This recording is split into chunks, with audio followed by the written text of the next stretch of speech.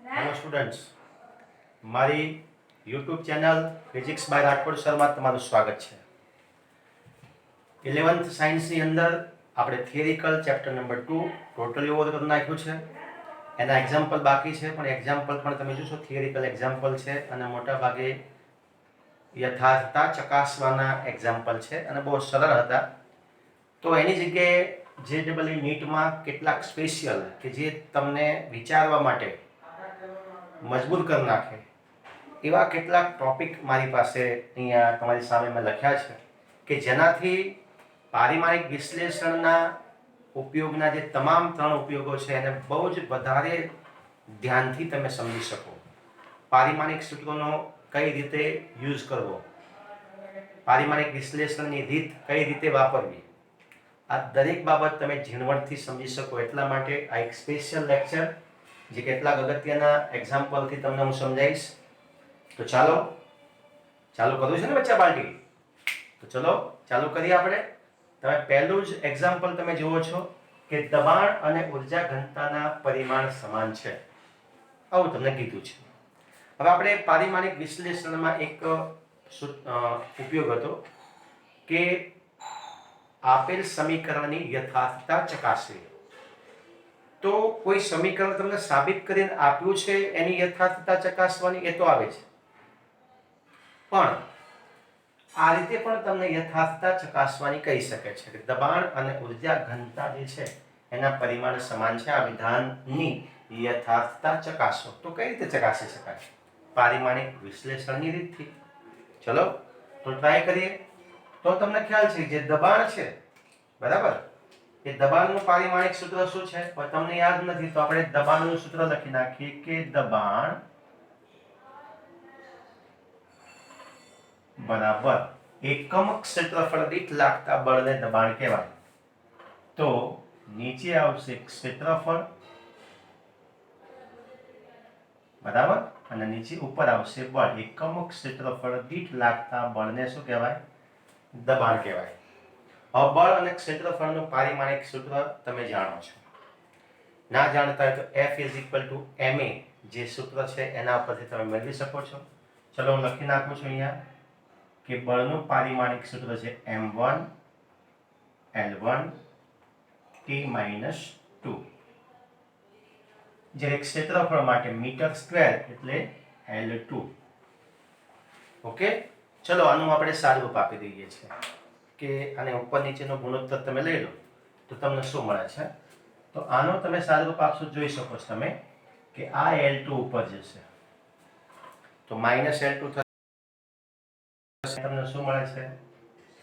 m1 L1 T-4. મતલબ કે દબાણ જે છે, એક મિનિટ, દબાણનું જે પારિમાણિક સૂત્ર છે તો અહીંયા તમે જોઈ શકો છો કે m1, આ તો L2 છે, બરાબર ને? તો હવે તમે જોઈ શકો છો કે આ L2 ઉપર જશે એટલે -L2 થશે, અહીંયા +L2 છે. તમે જોઈશો, ધ્યાનથી સમજજો. આ L2 ઉપર જાય તો -2 થાય L2 અને પ્લસ તો L -1 આવશે. ક્લિયર? તો આ બંનેનું સાદુરૂપ T-2 એઝ ઇટ ઇઝ જે તમને આપ્યું છે પ્રમાણે લખી નાખો. તો આ થયું દબાણનું પારિમાણિક સૂત્ર m1 L-1 T-2. દબાણ. ચલો ઉર્જા ઘનતાની વાત કરીએ તો ઉર્જા ઘનતા કહેવાય કોને? તો અહીં લખી નાખું છું કે ઉર્જા ઘનતા એકમ કદ દીઠ સમાયેલી ઉર્જા. એકમ કદ દીઠ સમાયેલી ઉર્જા. તો એકમ કદ એટલે કદ ક્યાં આવશે? નીચે. ચલો, અને ઉપર આવશે ઉર્જા. આને કહેવાય ઉર્જા ઘનતા. ચલો, ઉર્જાનું પારિમાણિક સૂત્ર શું છે? તો તમે બધા જાણો છો, 12 - 2 m1 L2 T-2. અને કદ, તો કદ માટે આવશે L3. મીટર ઘન છે ને, ઘન મીટર. ચલો આનું સાદુરૂપ આપી દઈએ તો તમે જોઈ શકો છો કે આ L ઘન ઉપર જશે તો માઇનસ થઈ જશે, -3 માંથી 2 બાદ કરી નાખો તો શું આવશે? અહીંયા m1 L-1 T-2. તો બંને તમે જુઓ કે દબાણ અને ઉર્જા ઘનતાના પરિમાણ કેવા છે? સમાન. તો દબાણનું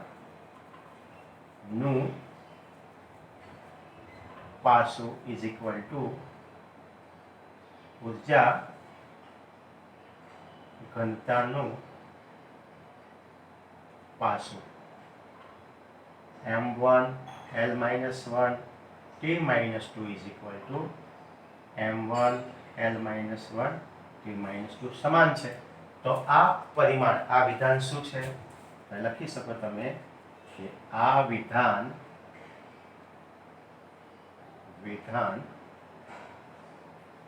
યથાર્થ છે અથવા સાચું છે. ક્લિયર? તો આ રીતે તમે પારિમાણિક સૂત્રનો ઉપયોગ કરીને આપેલું જે વિધાન છે એની યથાર્થતા ચકાસી શકો છો, અથવા કોઈ સમીકરણ તમને આપેલું હોય તો એની યથાર્થતા પણ તમે ચકાસી શકો છો. ઓકે. પછી એક બીજું પદ તમને આપ્યું, એકમ કદ દીઠ રેખીય વેગમાન અને દબાણનો ગુણોત્તર વેગનો વ્યસ્ત દર્શાવે છે, ચકાસો. એકમ કદ દીઠ રેખીય વેગમાન. તો તમને શબ્દ જેવો વાપર્યો છે કે એકમ કદ દીઠ રેખીય વેગમાન અને કોનો? દબાણનો ગુણોત્તર.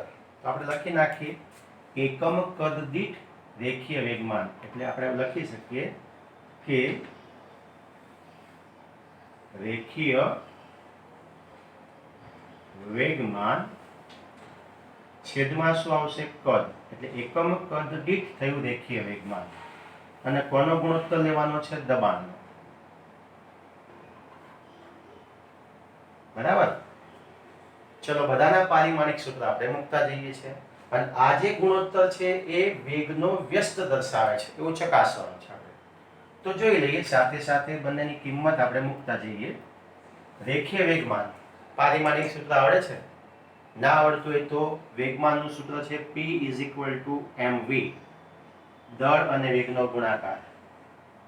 દળનું માટે શું આવશે? એકમ kg, વેગ માટે મીટર સેકન્ડ ઇન્વર્સ 1. આના ઉપરથી પારિમાણિક સૂત્ર તમે બનાવી શકો છો. તો અહીં લખી શકો તમે રેખીય વેગમાન માટે m1 L1 T-1 1 1 અને -1. ક્લિયર? ચલો, કદ. તો કદનું તો આપણે જાણીએ છીએ L ઘન. દબાણ, તો દબાણનું તો ઉપર આપણે મેળવેલું છે. ના ફાવતું હોય તો તમે આ રીતે દબાણનું સૂત્ર મેળવી શકો છો. ચલો, આપણે ઉપરના પદથી જ ચાલીએ. તો કેટલા આપ્યા છે તમને અહીંયા?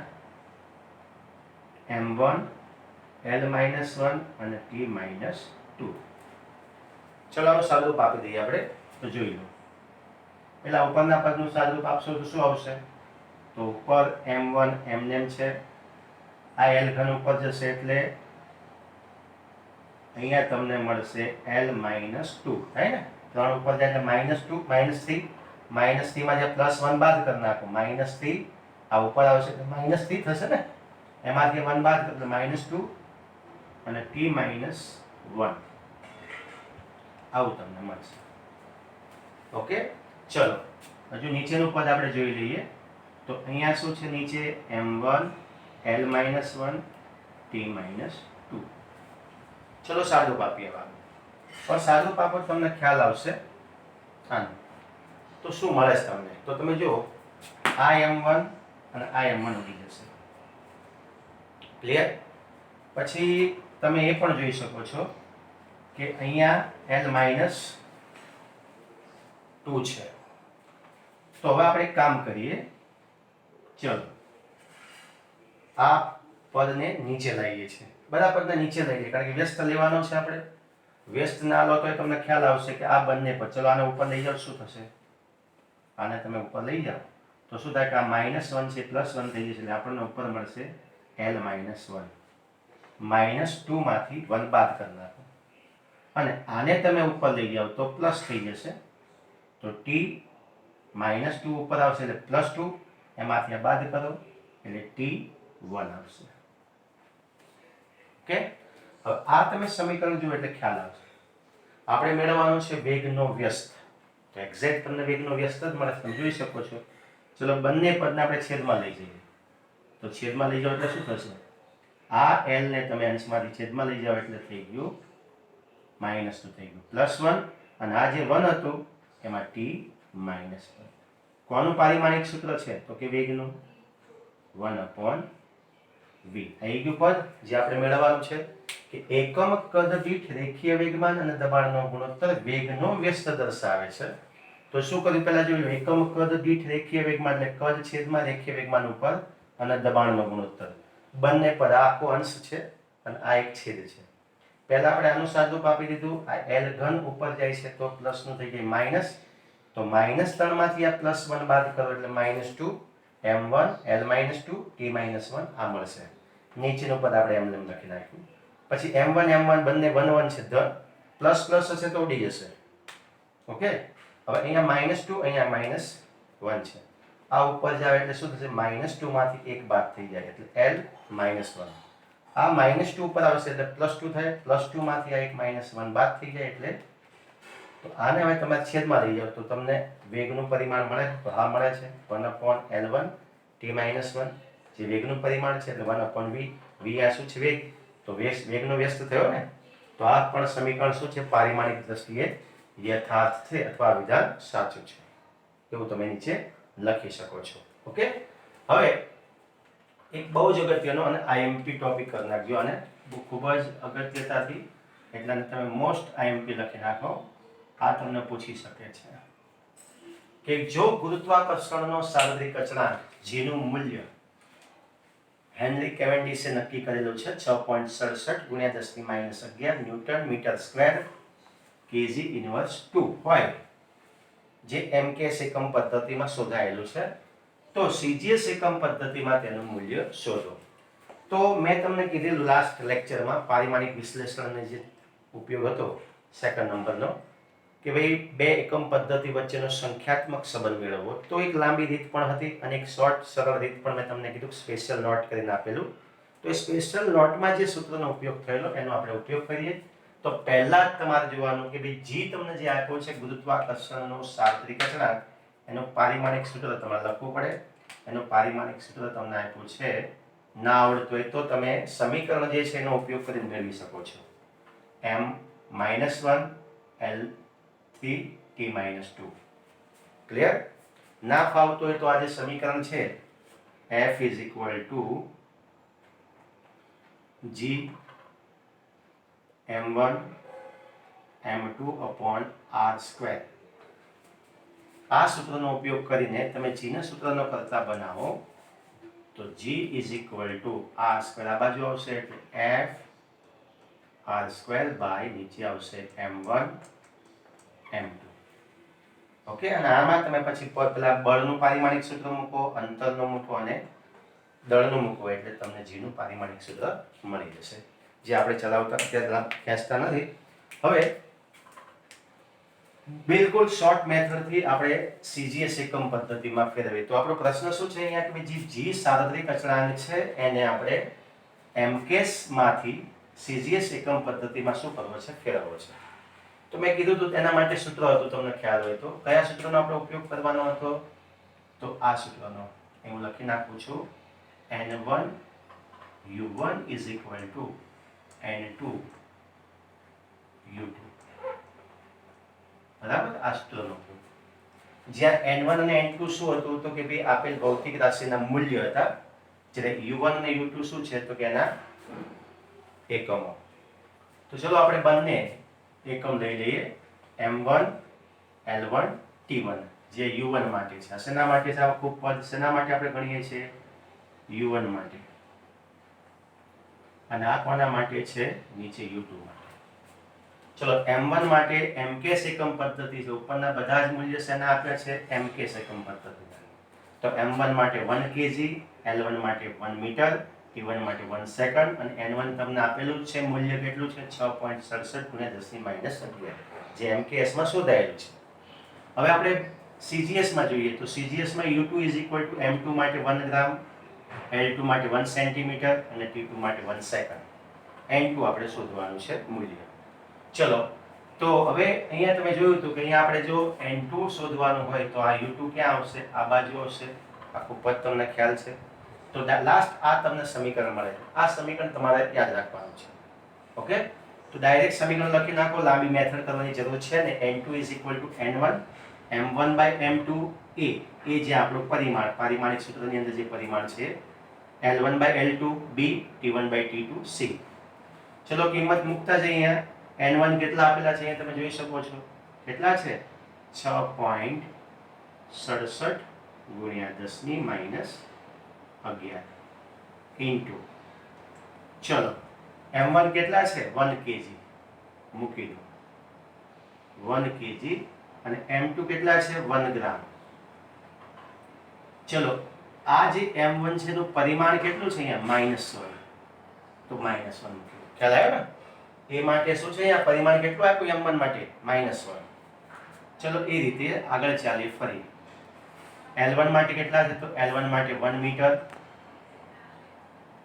L2 માટે 1 સેન્ટીમીટર, અને B માટે કેટલા આપેલા છે? તો B માટે છે 3. તો ઉપર તમે 3 મૂકી દો. L1 નું પરિમાણ કેટલું છે અહીંયા તમે જોઈ શકો છો? 3.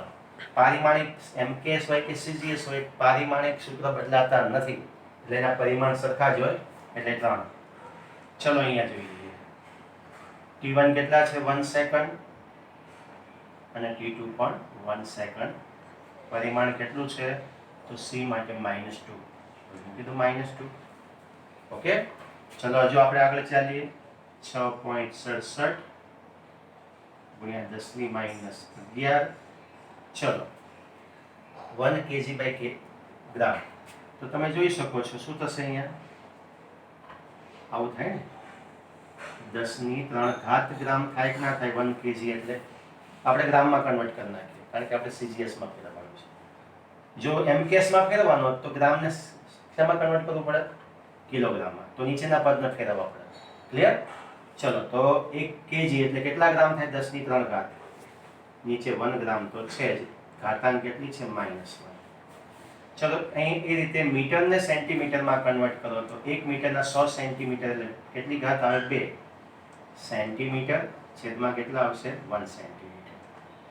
ઘાતાંક કેટલી છે? 3.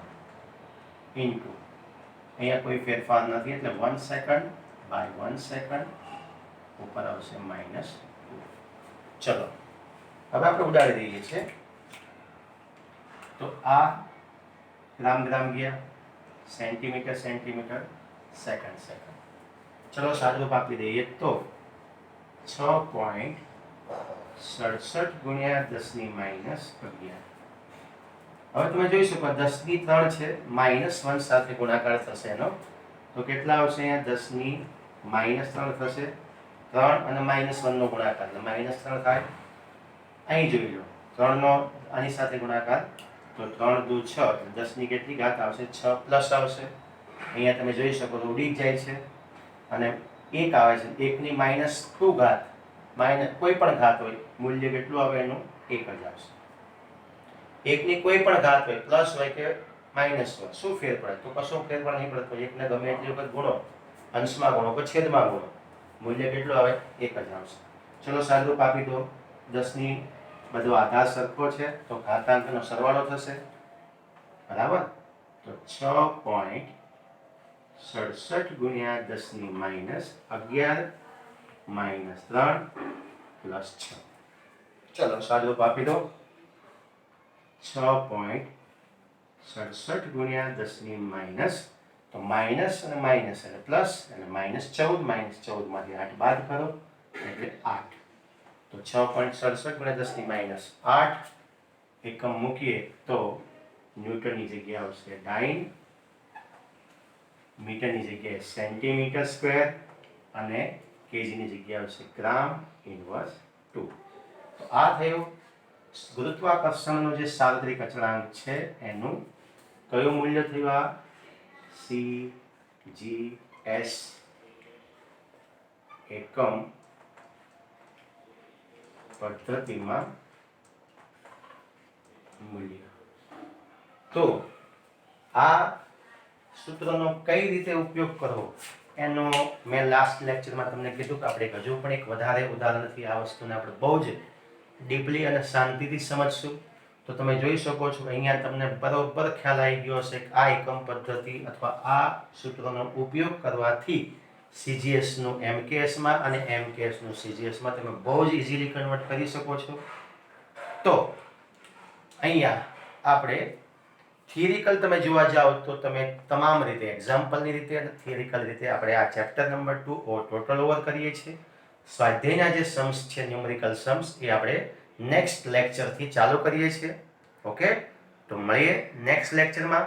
મારી ચેનલને અચૂક સબસ્ક્રાઇબ કરો, લાઈક અને શેર કરો. અવશ્ય જો તમને મારા વિડીયો પસંદ આવતા હોય તો પ્લીઝ તમારા મિત્રો સુધી એને શેર કરો.